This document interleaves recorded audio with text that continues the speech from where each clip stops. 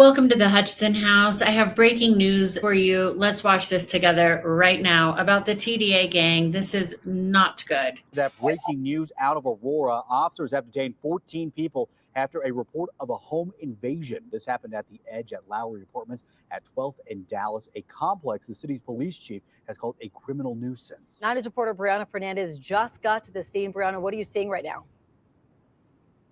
Hey, good morning, guys. So we know parts of 12th and Dallas are partially blocked right now by Aurora Police Department. You can see Aurora Police have blocked off the Edge at Lowry Apartments. Again, this is a place that has the same apartment complex that has drew national attention after a viral video showed armed men entering one of those apartments. So we know today, just before 2:30 this morning, Aurora Police responded to reports of an armed home invasion involving a stabbing and kidnapping at the Edge Lowry Apartments. Investigators are still working to find out more information. What they can say is that several suspects entered an apartment. 2 people lived at that apartment. The suspect moved the victims to another apartment on the property where they were threatened and bound.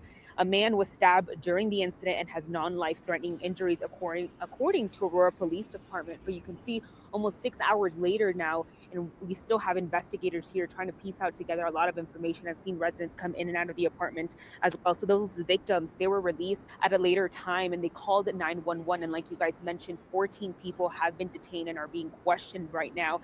I asked Aurora Police when they could have a press conference later this afternoon, later this morning. They said that's still to be determined. Of course, we're trying to gather more information from the Aurora Police Department. But what we have so far, again, very active scene right at the intersection of 12th and Dallas. For now, I'm live here in Aurora. Brianna Fernandez for 9 News. All right, Brianna, thanks for getting there so quickly. Well, as she was mentioning, this is the same complex that got national attention thanks to this video showing men with guns getting into an apartment building.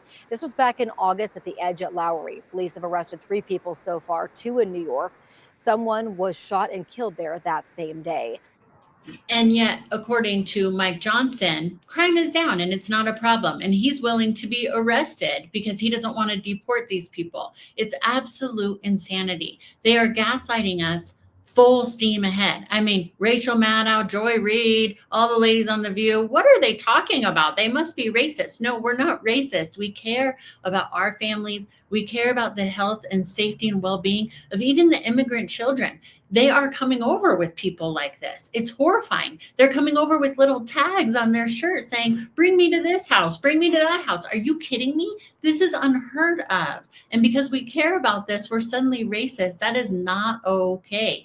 But that's why millions of Americans voted for Trump, because he didn't gaslight us. He actually looked at this issue.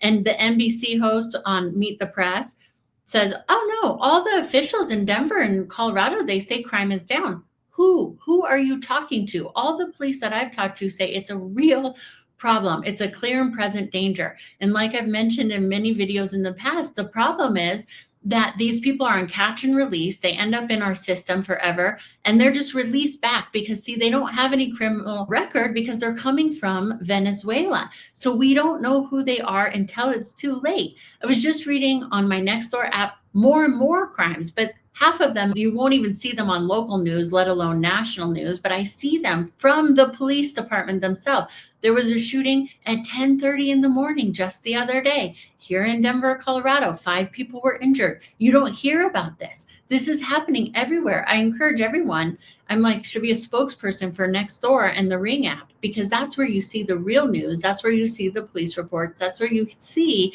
all the missing children, all the missing women, all of this violence happening. Plus, you can hear it. You can see it with your own eyes. I guess unless you're Rachel Maddow or you're Joy Reid. I mean, I have no idea. Are they on islands somewhere? They're just so disconnected from planet Earth. The NBC host sloughing off Trump when he talked about it. She says, no, all the officials say that crime is down. What officials are you talking to, lady? This is real life matters. And this is exactly what I have been talking about time and time again. By the time we catch them, it's too late. Another lady just was hit with her car, in her car by a truck. Her and another car were hit on the highway, very close to my house. And she said she was injured. The other person was injured, and the truck sped off. I'm sure he was just a good, upright citizen, right? I mean, No problem there. I'm sure he was just a good, upstanding citizen that just injured 2 people and drove off. I'm sure that was probably his truck too, right? It wasn't stolen or anything. I mean, he had no reason to like run away. He probably was just late for a meeting at MSNBC or something. I mean, I should call it, some people call it MSDNC. I think we should start calling it MSBS, right? MSNBS or something. I don't know. We can work on the name, but it's just total BS.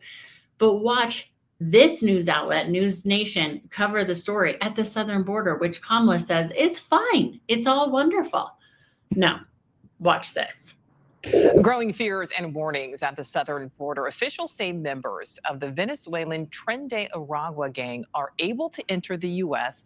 largely because the government cannot track criminal records in Venezuela, making it easier for them to blend in with other migrants who are crossing. But the gang's presence has been felt far beyond the state of Texas, with ties to violent crimes like murder and drug and human trafficking nationwide.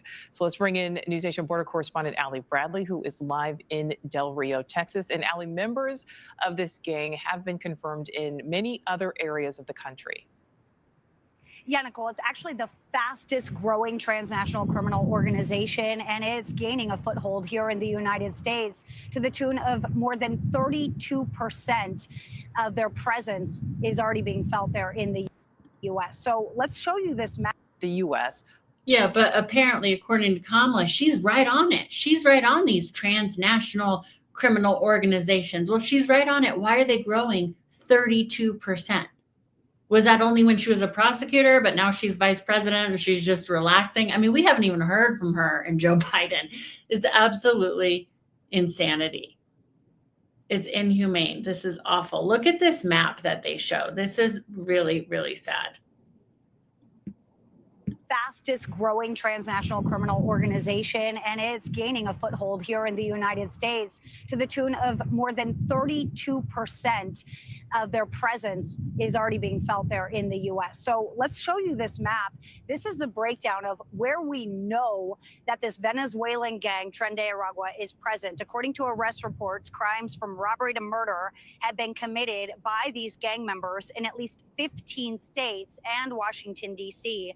So the Border Patrol Union, though, says it's even more. They're saying they're present in nearly half of the nation, and says, unfortunately, they're finding out that the gang status is present after these individuals commit crimes, because they come in without criminal history in the United States, and countries like Venezuela don't give us access to those criminal databases. Take a listen to what Paul Perez had to say. Well over 1 million Venezuelans have been released into this country on parole or for NTAs. They are not going to show up for their hearings. The ones that we've apprehended are the ones that we've actually tied to TDA, or the ones that have been apprehended for committing crimes. So there are many more out there. They're operating in almost half of the United States that we know of right now. Wherever there's going to be Venezuelans, we're going to find TDA members because they're hiding, and we have no way of vetting them because Venezuela doesn't cooperate in that way. And, you know, it's scary here too, Nicole, because Paul and other agents I talked to say that these Venezuelan gang members are actually coming in with these big groups, these family groups, kind of using them as a Trojan horse in order to get into the United States. So for some perspective on just who these guys are, Representative Tony Gonzalez, who represents much of Texas's southern border, says that this gang, Tren De Aragua, makes MS-13 look like babies. Tren De Aragua is a prison gang that started back in 2014 in Venezuela. Nicole. So, Allie, how are border communities preparing or responding to all of this? Yeah, it's prepared for just about anything, right? Texas, when it comes to what the Lone Star State is doing, Governor Greg Abbott has already designated Tren De Aragua as a terrorist organization and has actually demanded that Vice President Kamala Harris do the same, designate them as a terrorist group. So when it comes to those preparations that they're making here in the state of Texas, despite the efforts under Governor Abbott's Operation Lone Star, people are still coming in. So looking at your screen right now, that is very recent video out of Eagle Pass, just outside of Shelby Park, where a group of nearly 200 had crossed into the United States illegally. So what they're dealing with right now is Texas military has actually been using pepper ball to work and deter these large groups at the river's edge. Despite the traffic, though, Texas says it is remaining at the ready for anything. Take a listen. it's a success. And we're, our troopers are ready, our soldiers are ready. We have been in a proactive, phase. Even when crossings were down in this area, over 87%, we're still in a proactive phase, meaning that we're not going to stop what we're doing. We're not going to stop, reinforcing areas that we see that are vulnerable to potential illegal crossings. And we're going to continue that moving forward. See, these are smart people. And it's a smart governor, right? As opposed to Colorado, the Mayor Johnson, he's like, no, let's invite them all up to Vail to go skiing for the weekend. Actually, he doesn't. He just wants them to all hurt us. I mean, I don't understand. He's like, I will go to jail before deporting these people. Really? Mike Johnson, could you please rethink that? But what we're doing about this, we voted for Trump.